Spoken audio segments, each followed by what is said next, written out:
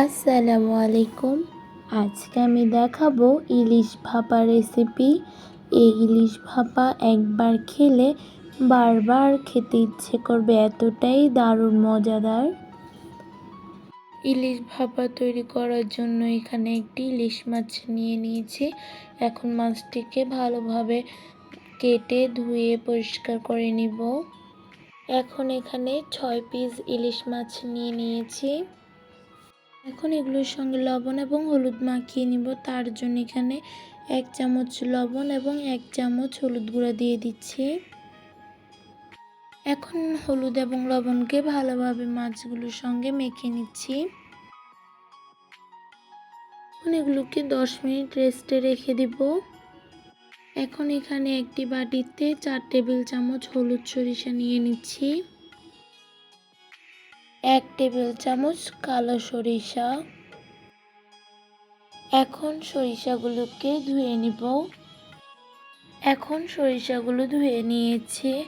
এখানে একটি পেঁয়াজকে 4 টুকরো করে নিয়ে নিয়েছি, আর এখানে কিছু কাঁচামরিচকে এভাবে করে দিয়ে দিচ্ছি।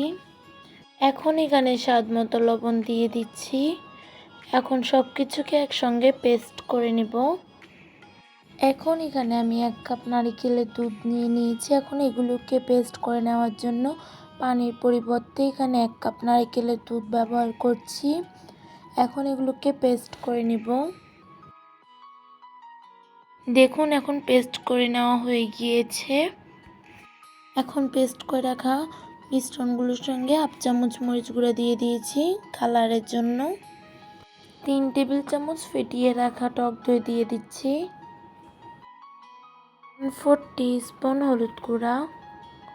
এখন ভালোভাবে মিক্স করে নিচ্ছি। এখন আমি এখানে 1/4 কাপ সরিষার তেল নিয়ে নিয়েছি। এখান থেকে অল্প পরিমাণে সরিষার তেল এখানে দিয়ে দিচ্ছি, আরগুলো আমাদের পরে লাগবে। এখন এখানে একটি মোল্ড নিয়ে নিয়েছি, আপনারা চাইলে টিফিন বক্সও নিতে পারেন।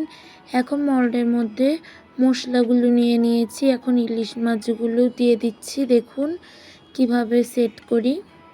এখন সবগুলো মশলা মাছের সঙ্গে দিয়ে দেওয়া হয়ে গিয়েছে। এখন এখানে আমি কিছু কাঁচামরিচ নিয়েছি। এখন এগুলোকে গোটা কাঁচামরিচে আমি দিয়ে দিব। আপনারা যদি আরেকটু ঝাল খেতে চান তাহলে এগুলোকে কেটেও দিতে পারেন। এখন বাকি সরিষার তেলগুলো দিয়ে দিচ্ছি। এখন ঢাকনা দিয়ে দিচ্ছি। এখন এখানে একটি পাতিলে পরিমাণ মতো পানি এবং স্টার নিয়ে নিয়েছি। এখন মলটিও দিয়ে দিচ্ছি। দেখুন কতটুকু পানি দিয়ে দিয়েছি।